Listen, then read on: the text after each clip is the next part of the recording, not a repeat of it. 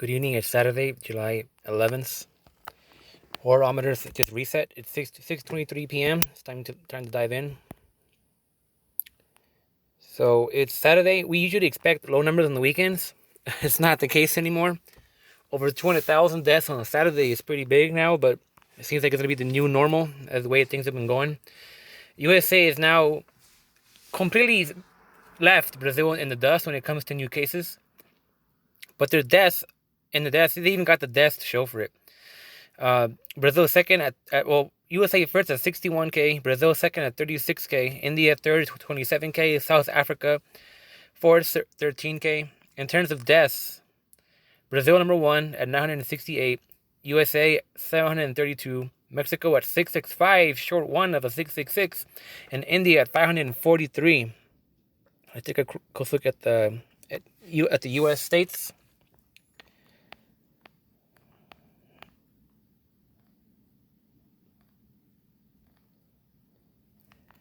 Let's see. So number one was Florida. Not surprising, with 10,000 cases on the weekend. Wow, this is a bad sort of like premonition towards next week at this point. Texas second at 8,000, California third, almost 8,000, Georgia fourth at 3,000. Deaths wise, Florida number 195, Texas 78 number 2, California 3 with 74, Arizona 4th with 69. So very concerning numbers. Very concerning. 200 more prison cases. Almost 500 veteran affairs cases. Puerto Rico still getting wrecked. Wow.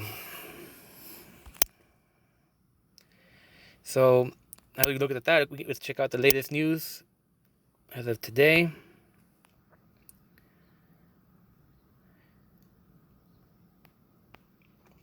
India, Bengaluru announces lockdown from July 14th due to SARS-2 surge. Now, all of India should be on lockdown, honestly. It's, it's really bad there right now. And the testing is so slow. It's not catching up. It can barely keep up with the real numbers. From what we've seen, it's obvious. Syrian police arrest 71 in SARS-2 protests. Cuomo said it's a shame after we defeat SARS-2 in New York, following a grueling 3-month period of severe lockdowns and social distancing rules that help contain and reduce infections, to see the killer bug reemerge. Now, I'm tired of people calling New York New Zealand, saying that it's over. No, it's not.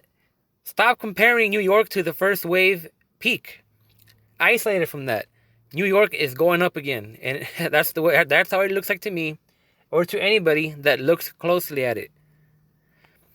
Iran's President Hassan Rouhani said it was not possible to shut down the country's economy despite the surge in SARS-2 cases. So there's a lot of people or countries that don't want to shut down again. I mean, economy over people, right? Some 4,000 people have so far registered to take part in SARS-2 vaccination trials at Germany's University Hospital in Tübingen, near the southwestern city of Stuttgart. Now, are they deliberately infecting these people? Are they positive cases? I would not want to be a guinea pig for a vaccine right now. No way. The odds of a vaccine anytime soon are very, very, very poor. Very, very poor. SARS-2 crisis could spark personal debt time bomb. Again, people are saying, "Where's my collapse? Where's my Mad Max?" I mean, considering that rubbish aside, these things are happening very slow at a steady rate. The economic downfall of the virus will not be felt for at least a few more weeks, but it's building and it's getting there. It's going to get really bad. And, this is just, like the article says, it's a time bomb. And they're talking about a new stimulus check. Supposedly they're going to come to a decision at the end of the month. But, I mean, I desperately need one at this point. I need some neat bucks. Philadelphia, Rivers Casino salaried staff facing a SARS-2 pay cut. I think we're going to be seeing a lot of SARS-2 pay cuts I mean, we got countries that are willing to bail out the companies to help pay the workers. Then we got America that will cut the workers' pay to save the companies. Can you believe this garbage? Massachusetts. Students and families upset after having their already planned proms postponed or canceled by SARS-2. Well, deal with it. It's not worth the risk. Maryland. Baltimore County woman files lawsuit against landlord for evicting her without notice during SARS-2 pandemic. Advocates say they are bracing for a potential tsunami of evictions once court proceedings resume and federal SARS-2 aid evaporates, both of which could happen at the end of this month. Now, we're like at what? 50 million lost jobs in the U.S.? Like half the workforce doesn't work at this point. A lot of people are working from home. And, I mean, from driving around my own city, I already know that there's a lot of new homeless around that I hadn't seen before.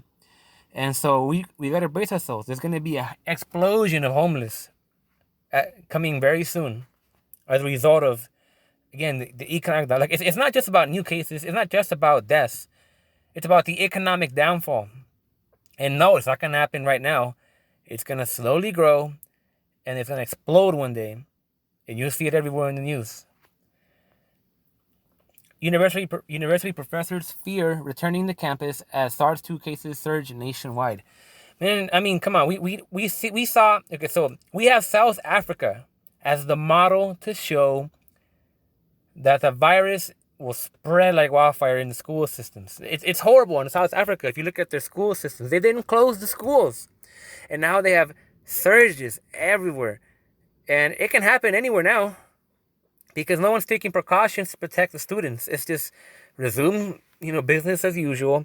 So I don't blame these professors for being afraid to come back. A lot of them are, they're very high at risk type of people that don't want to catch this virus. I mean, nobody wants to catch this virus, but when you're older, it has obviously like a higher chance to affect you because, your body is worn down. It can't fight the virus off as well as somebody who is young with healthier organs.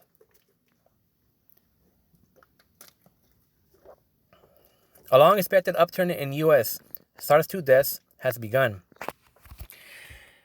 We saw this peak prosperity, called it on Thursday.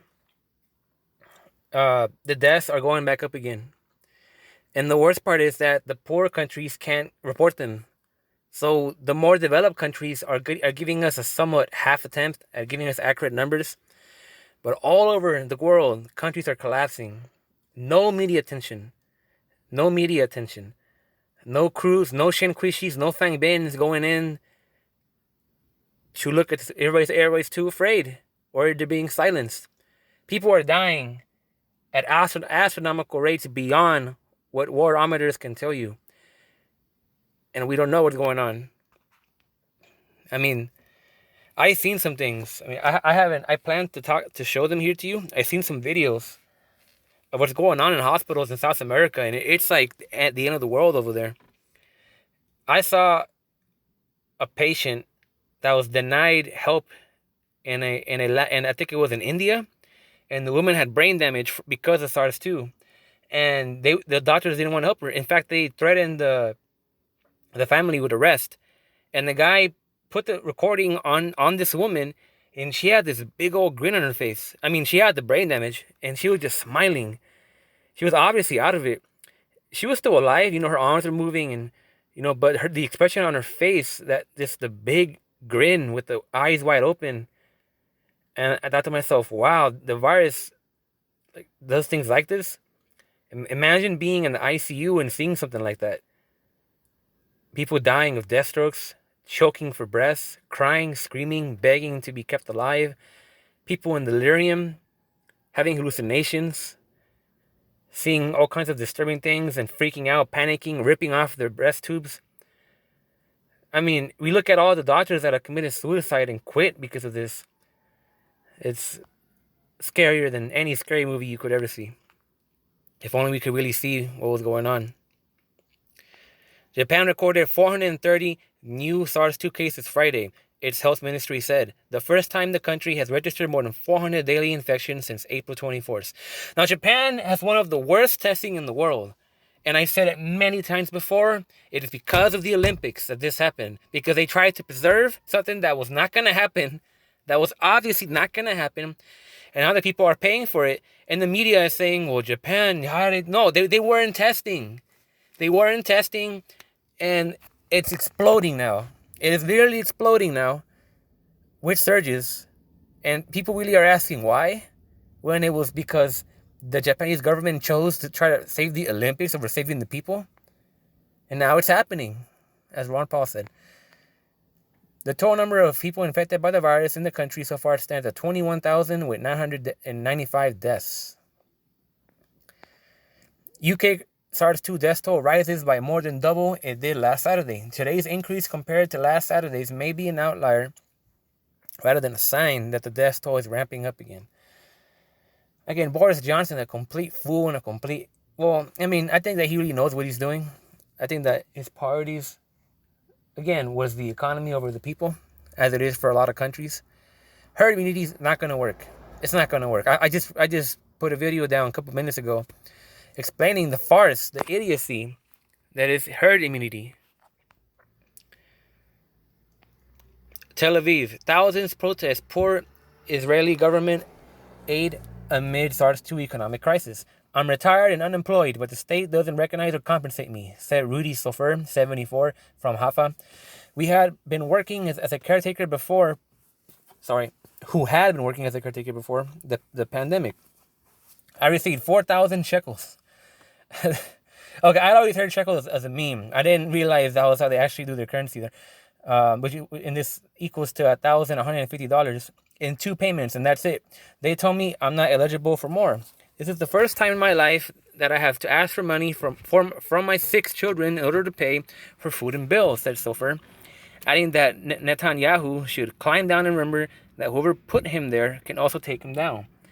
Now, here's a country that is very proud of itself, very proud of its powerful image, and it's crumbling in front of our eyes.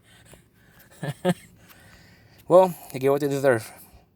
Bollywood actor Amitabh Bachchan has tested positive for SARS-2 and has been admitted to Mumbai's Nanavati hospital. So apparently this is big in India. This guy is apparently like a hybrid of like Tom Cruise, Oprah, and the guy that plays Iron Man and Frank Sinatra. This man is very popular and very well known and respected in India. So this was a huge wake-up call for a lot of the nothing burgers. And the man's old, he has host problems, so it's not looking too good for this person. The Chinese new company ordered to close after the SARS-2 outbreak infects more than 300 workers and some deaths. Leadership had previously declined to reveal a list of names of infected. On June 26, public health inspectors conducted a site visit to the 3 factory locations and witnessed several health violations, including a lack of social distancing and infection controls for workers, and cardboard barriers. Really? These workers are really gonna... I mean, I get they need the money, they need the job, so it's understandable. But cardboard barriers? What do you think you're gonna do with that? It's pitiful. A week later, the company sent an incomplete employee list to DPH, reporting 198 positive results. When health officials examined the data, however, it became clear that there were actually more than 300 positive cases of infection. According to the press release, Los Angeles Apparel then violated that health order by reopening with new employees. They even tried to stop the HP inspectors from entering the factory. This is happening all over the world, these cases like this. Japanese governor demands U.S. military meeting after SARS-2 outbreak at Okinawa bases.